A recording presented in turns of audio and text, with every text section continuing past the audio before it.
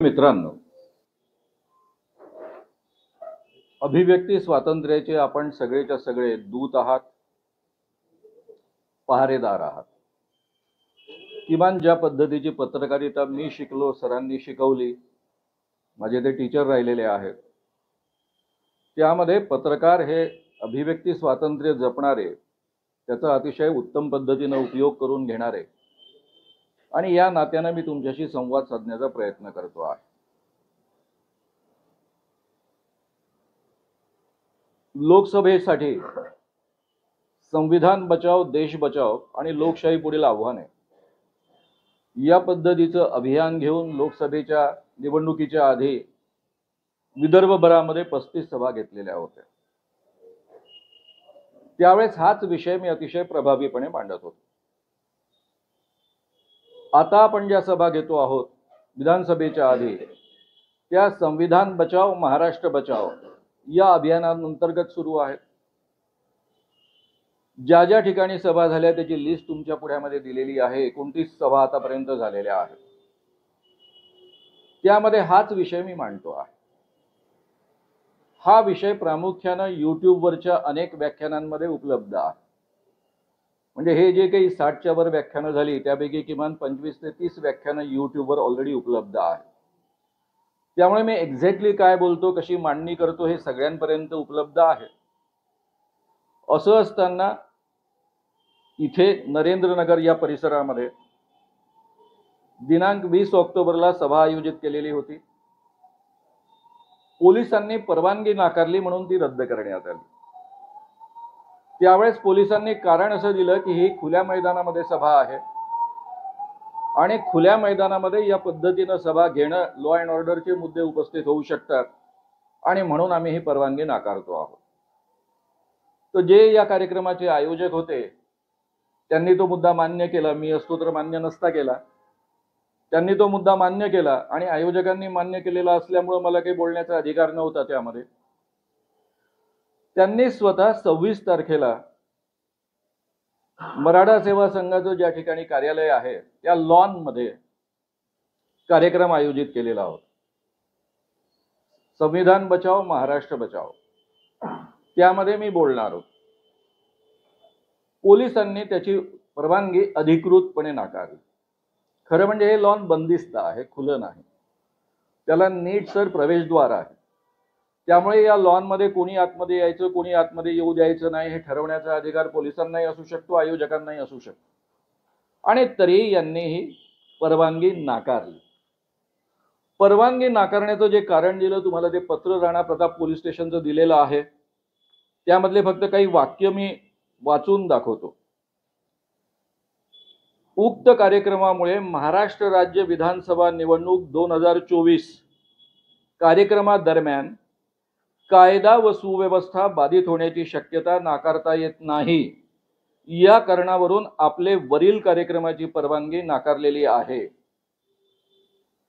त्या खालचं वाक्य आहे म्हणजे कायदा सुव्यवस्था निर्माण होऊ शकते, त्याचे प्रश्न निर्माण होऊ शकतात म्हणून परवानगी नाकारली। त्याच्या खाली धमकी आहे, तरी सदर कार्यक्रम आपण अनधिकृतपणे आयोजित केल्यास आपणास सर्वस्वी जबाबदार धरून प्रचलित कायद्यानुसार आपले विरुद्ध व इतर संबंधिताविरुद्ध योग्य ती कायदेशीर कारवाई करण्यात येईल याची नोंद घ्यावी। सदर पत्राचा उपयोग भविष्यात आपणाविरुद्ध पुरावा म्हणून करण्यात येईल याची नोंद घ्यावी। वरिष्ठ पोलीस निरीक्षक यांचं हे पत्र आहे। त्याआधी निवडणूक आयुक्तांनी निवडणूक निर्णय अधिकारी यांनी पत्र दिलेलं आहे। त्यामध्ये त्यांनी कारण देताना दिलेलं आहे, कायदा सुव्यवस्था बाधित होण्याची शक्यता नाकारता येत नाही, त्यामुळे अनुमती देता येणे शक्य नाही। तसेच या विषयांवरील कार्यक्रमास सध्या स्थगित करून निवडणूक आचारसंहिता कालावधीनंतर उक्त कार्यक्रमाचे आयोजन करण्यास विनंती आहे। म्हणजे आता सध्या निवडणुकांची आचारसंहिता सुरू आहे। त्यामुळे तुम्ही संविधान बचाव महाराष्ट्र बचाव या विषयावर आता बोलू नका। हे सगळं संपल्यानंतर निवडणुका झाल्यानंतर या विषयावर तुम्ही बोला असा त्याचा अर्थ होतो। 20 तारखेची परवानगी नाकारली, ही परवानगी नाकारली। त्यानंतर नरखेडला काल व्याख्यान झालं। त्या व्याख्यानाला सुद्धा सुरुवातीला त्यांनी परवानगी नाकारली होती. आयोजकांपैकी महत्वाचे अधिकारी पोलीस स्टेशनमध्ये 2 तास जाऊन बसल्यानंतर त्यांनी परवा कालचं जे व्याख्यान आहे 25 तारखेचं त्याला गांधी चौका नरखेड येथे सायंकाळी 6 ते 10 पर्यंतची परवानगी दिलेली होती. त्यानुसार संध्याकाळी 6 ते 10 हा कार्यक्रम गांधी चौकामध्ये होणार होता. काल दुपारी 12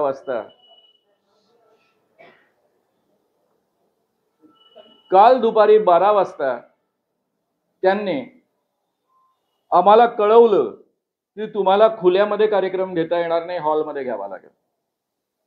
12 वाजता कळवल्यानंतर धावपळ करून तिथल्या संयोजकांनी एका हॉलमध्ये कार्यक्रम गेला, तो व्यवस्थित पार पडला. ही कालची नरखेडची गोष्ट आहे. त्या पोलीस स्टेशननी पत्र देताना जे काही मुद्दे सांगितले त्यामध्ये 2 मुद्द्यांकडे माझं तुमचं लक्ष वेधून घ्यायचं आहे, कारण ही नरखेडची सभा ही नागपूर जिल्ह्यामधलीच आहे. तुम्हाला जे 2 पानी पत्र दिलेलं आहे त्यामध्ये काटोलच्या पोलिसांचं, त्यामध्ये त्यांनी म्हटलंय दिनांक 16/10/2024 रोजी प्राध्यापक श्याम मानव संस्थापक राष्ट्रीय संघटन निर्मूलन समिती यांचा नागपूर येथे हॉलमध्ये जनजागृती प्रबोधन कार्यक्रम सुरू असताना कायदा व सुव्यवस्थेचा प्रश्न निर्माण होऊन सदर प्रकरणी नागपूर शहर येथे गुन्हा दाखल आहे. हे वाचल्यावर मला असं वाटलं की माझ्यावरच गुन्हा दाखल झालेला आहे, मी काहीतरी कायद्याचा भंग केलेला आहे. रीतसररित्या भट सभागृहामध्ये व्याख्यान सुरू असताना काही माणसं जनता पार्टीची बीजेपीची येतात, त्या ठिकाणी गोंधळ घालतात, त्या कार्यक्रमामध्ये व्यत्यय आणतात आणि तरीही माझे शेकडो कार्यकर्ते शांतपणे ऐकून घेतात. एवढंच नव्हे तर ते स्टेजवरचं जे बॅनर आहे ते फाडतात, आमचा QR कोड घेऊन पळून जातात आणि तरीही आमचे कार्यकर्ते शांतपणे त्या सगळ्या प्रसंगांना सामोरे जातात. कोणी हात उचलत नाही, हिंसेचा मार्ग वापरत नाही. हा आमचा रेकॉर्ड गेले 43 वर्ष राहिलेला आहे. मी 51 वर्षांपासून व्याख्यानं देतो आहे आणि ही जी व्याख्यानं देत आलेलो आहे त्यामध्ये आजपर्यंत एकही व्याख्यान कधी उधळलं गेलेलं नाही. 51 वर्षात एकाही व्याख्यानावर कधी पोलीस केस दर्ज झालेली नाही, FIR दाखल झालेला नाही. कायदा आणि घटना यांचा नीट अभ्यास करून त्याचं भान ठेवूनच मी माझी मांडणी करत असतो आणि टीव्हीने सुद्धा तो कार्यक्रम जसाच्या तसा प्रसारित केलेला असल्यामुळे तुमच्यापर्यंत सगळे मुद्दे आहेत. मी काय बोलतोय तुम्हाला माहित आहे. जर आमचा इतक्या वर्षांचा ट्रॅक रेकॉर्ड आहे की आम्ही कधीही कायदा सुव्यवस्थेचे प्रश्न निर्माण होऊ देत नाही, आम्ही हजारो बाबांचा आणि मांत्रिकांचा भांडाफोड केला, पण आजपर्यंत एकाही बाबाला किंवा मांत्रिकाला मार पडू दिलेला नाही. लोक ज्यावेळेस खवळतात आणि त्यांना मारायला धावतात त्यावेळेस आम्हीच त्यांना वाचवत आलेलो आहे. अशा अहिंसक पद्धतीने आम्ही काम करणारे कार्यकर्ते आहोत आणि पोलीस म्हणतं की कायदा आणि सुव्यवस्थेचा प्रश्न निर्माण होतो आणि गुन्हा दाखल झालेला आहे. हा गुन्हा आमच्यावर दाखल झालेला नाही. मी कोणतंही कायद्याचं उल्लंघन केलेलं नाही. कायद्याचं उल्लंघन बीजेपीच्या लोकांनी केलं. त्यांनी गुंडागर्दी करायची, त्यांनी कायद्याचं उल्लंघन करायचं आणि बंधनं मात्र माझ्यावर लादली जायची. हा कोणता न्याय आहे? जे अभियान घेऊन मी बोलतो आहे की आपलं संविधान धोक्यात आलेलं आहे, आपली लोकशाही धोक्यात आलेली आहे, याचा हा उत्कृष्ट पुरावा आहे. त्यानंतर यामध्येच त्यांनी पुढचे जे मुद्दे म्हटलेले ते तर फारच हास्यास्पद आहे. माझ्या YouTube चॅनलवरचे काही हेडिंग्स घेऊन स्वामी समर्थ एक ढोंगी बाबा थे, भगवान है या नहीं, गजानन महाराज क्या संत थे, सारे भगवान भारत में ही क्यों होते हैं, दरगाह में कोई चमत्कारी शक्तियां होती है क्या हिंदुओं ने मुस्लिम दरगाह पर जाना चाहिए कि नहीं चाहिए, या पद्धतीच्या भाषणाच्या व्हिडिओज माझ्या चॅनलवर उपलब्ध आहे. याचा उल्लेख पोलिसांनी केला. एक तर हा उल्लेख करताना त्यांनी अभ्यास केला असेल. अभ्यास केल्यानंतर मी जर काही चुकीचं बोलत असेल, कायदेशीररित्या काही कायद्याचं उल्लंघन करत असेल, माझ्यावर केसेस दाखल करायला पाहिजे. मी कुठेही कायद्याचं उल्लंघन करत नाही. मी डिफेमेशनच्या जवळपास 6-7 केसेस फेस केलेल्या आहेत. कायद्याच्या मर्यादेत राहून कसं बोलायचं याचं उत्कृष्ट ज्ञान मला आहे. उलट हे जर व्याख्यानं त्यांनी ऐकली असती तर या ठिकाणी ती नोंदवण्याची हिंमत पण केली नसती. या सगळ्यांचा उल्लेख करून तुमचे कायदा आणि सुव्यवस्थेचे प्रश्न निर्माण होऊ शकतात, म्हणून माझ्या सभांना परवानगी नाकारण्याचं कारण काय, हा माझा साधा आणि रीतसर प्रश्न आहे. प्रामुख्यानं 20 तारखेचं व्याख्यान रद्द करणं, 26 तारखेचं व्याख्यान रद्द करणं आणि हे दोन्ही व्याख्यानं ज्या ठिकाणी होत आहेत ते ठिकाण म्हणजे प्रत्यक्षामध्ये देवाभाऊचा मतदारसंघ आहे. आता तुम्हाला आचारसंहिता लागू झाल्यानंतर कुठे कुठे व्याख्यानं झाली याचाही मी उल्लेख करून टाकतो. एक व्याख्यान झालेलं आहे 16 तारखेला, ते प्रत्यक्षामध्ये तुम्हा सगळ्यांना ज्याची कल्पना आहे सुरेश भट सभागृहामध्ये झालेला आहे.